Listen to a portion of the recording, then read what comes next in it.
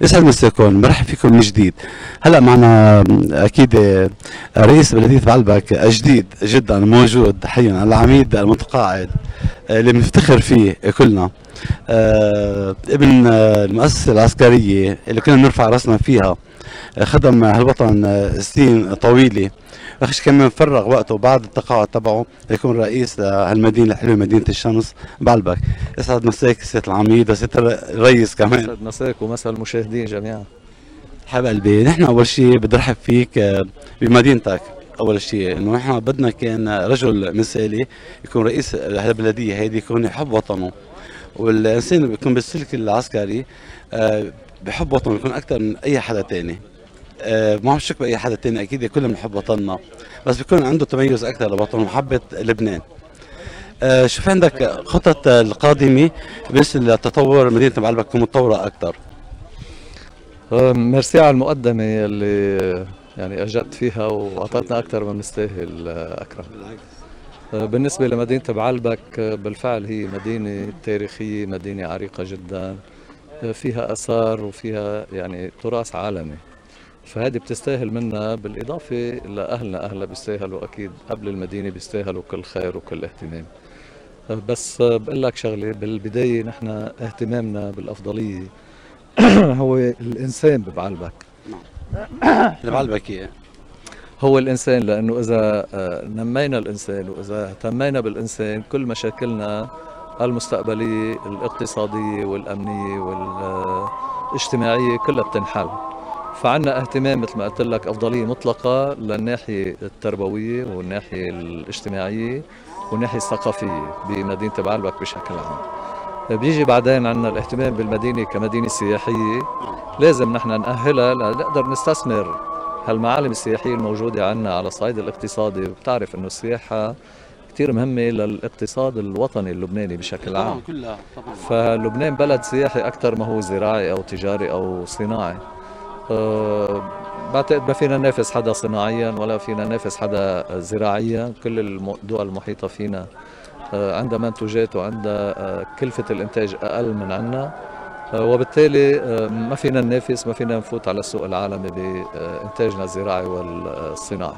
أما بالسياحة فبلدنا مميز جدا وما في حدا ينافسنا إذا نحن أحسننا استثمار هذه المعالم الموجودة بين إيدينا عبر يعني تسهيل وتشجيع السياحة بشكل عام.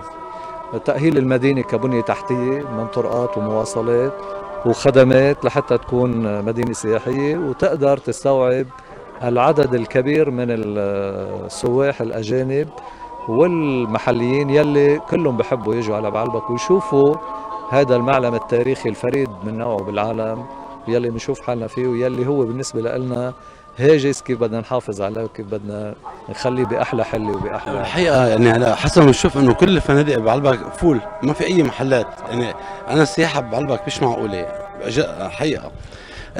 في خطة، يعني خطة ممكن حضرتك قمت فيها جديدة او عم تقوموا فيها حتى تحسين لمدينة بعلبك من طرقات، من امان، من كل شيء. يعني شو فكرة عن عن شبكة الطرقات عم تعملوها جديدة، توسع طرقات المدينة كلها؟ بالبداية نحن عندنا خطة استراتيجية شاملة لإنماء بلدية بعلبك واتحاد بلديات بعلبك يلي هو بشكل بعلبك وجواره يعني بمعنى أشمل. فهذه الخطة نحن ضلينا بدراستها 3 سنين أكرم، بالتنسيق مع الفالي دو ليرو بفرنسا، يعني كمان اتحاد بلديات، وكان في إشراف مباشر يعني من قبلهم بطريقة كتير أكاديمية ومدروسة. كل قطاعات التنمية عنا خطة شاملة وكاملة وبتبلش من الألف للياء، يعني من دراسة الواقع يلي دياغنوستيك، بعدين استخراج الأهداف الاستراتيجية، بعدين كل هدف استراتيجي كيف بنوصل له عبر تنفيذ المشاريع التالية 1 2 3 4 بكل القطاعات، بقطاع التربية، بقطاع السياحة، بقطاع الزراعة، بقطاع الخدمات، الشؤون الاجتماعية، الأمن، كل هذه النواحي، البيئة وما إلى ذلك. الأهداف المشاريع يلي بدنا ننفذها عندنا تقريبا 28 مشروع مدروجين بهذه الخطة. بكل مشروع له فيش داكسيون يعني استمارة تطبيقية بقلبها في كل التفاصيل تبعه، هدفه الجدوى الاقتصادية منه، مين مستفيد منه، حتى بالآخر شو كلفته التقريبية. وبالتالي ما فيني اقول لك قديش في عنا يعني هيك اقتراحات ومشاريع وبدأنا فيها، من المخطط التوجيهي لتغيير خطة السير لشق طرقات جديدة وربط كل المحاور تبع المدينة. إذا بالنسبة للسير هلا بحس إنه هون بعد ما في تنظيم للسير كلي، شو اللي عندك خطة جديدة ممكن تكون المدينة أفضل؟ راح أطمنك إنه عنا تغيير جذري بموضوع خطة السير، يعني المدخل تبع المدينة، المدخل الأساسي اللي بيوصل على ساحة المطران هلا بالوقت الحاضر يعني عبر المشروع اللي انعمل بالإرث الثقافي مسكر، هذا الشيء بتوصل لساحة المطران مسكر، يعني عاملينه بدل ما يكون دخلي عاملينه مخرج للمدينة. وبالتالي الدخول إلى المدينة بدك تروح باتجاه اوتيل بالميرا وتنزل على قلب السوق، في عقد الطرق كتير ضيقه هونيك وعم تعمل عجقه سير ما في صحيح، يعني ما في انسياب لحركه السير بالمدينه بشكل عام. فنحن بصدد فتح الشارع بدل ما يكون خروج رح نعمله دخول بس بمكان اخر، يعني طبعا يتناسب مع المحور تبع الطريق يلي جاي من بعيد، وبدنا نغير خطه السير. بس هذا المشروع بعهده وزير الاشغال الاسبوع الماضي ودينا له الدراسة شاملة وكاملة من الآ للزد.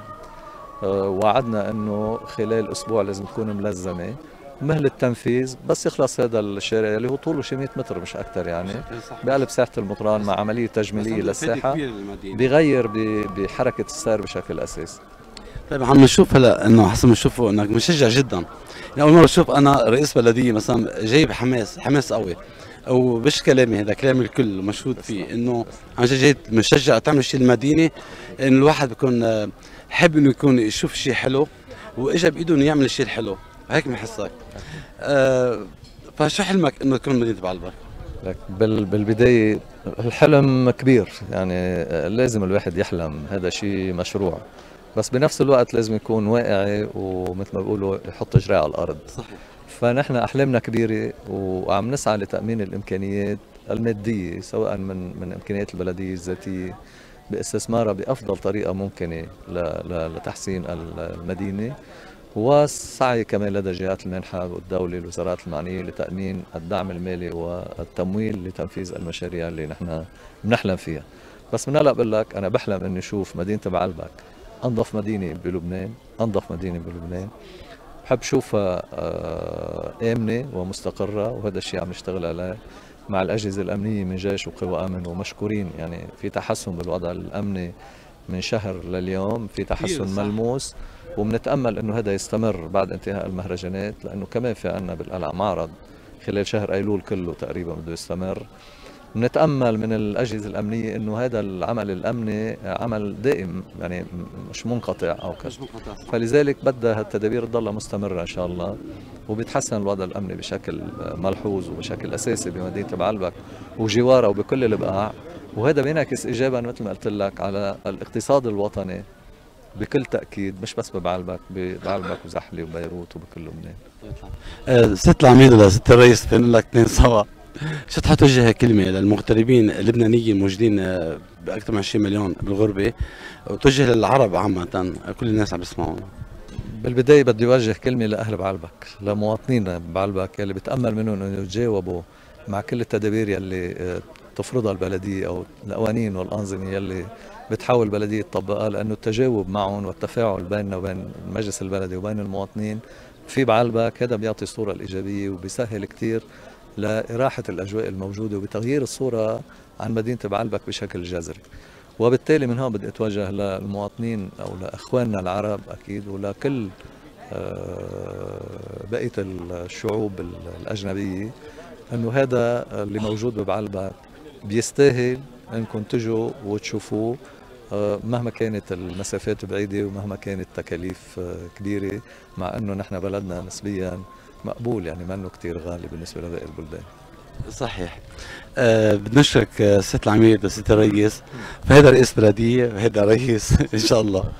حبل بشكرك كثير من كل قلبنا، وموفقين ان شاء الله بمهرجانات بعلبك ان شاء الله، بتقدم لتقدم. هاي المهرجانات كانت السنه بحب نوه بهذا الموضوع، كانت ناجحه جدا على الصعيد الفني، على الصعيد التنظيمي والاداري، وعلى الصعيد الامني، وكان في تجاوب كثير من قبل المواطنين بشكل عام من لبنانيين وغير لبنانيين، وفي وفود كثير عم تجي من خارج لبنان لحضور المهرجانات. شفنا كثير عالم من كل دول العرب والعالم عم بيجوا، فكانت مميزة، إن شاء الله بتكمل هيك لآخر المهرجانات، وشكرا لك. ان شاء الله يا رب. شكرا لك سيادة العميد، سيادة الرئيس، حبايبي خليك يا رب.